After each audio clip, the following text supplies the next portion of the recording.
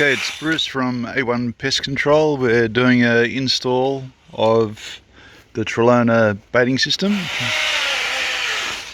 We've had termites in the bathroom area here, so what we've done a combination of using Termidor in the bathroom area, and as you can see, we're laying the bait stations out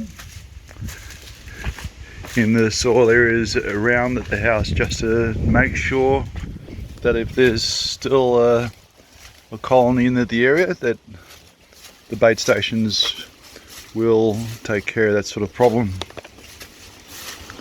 What we do to make sure that we don't lose any of the bait stations is we photograph the baits, and also do a mud map.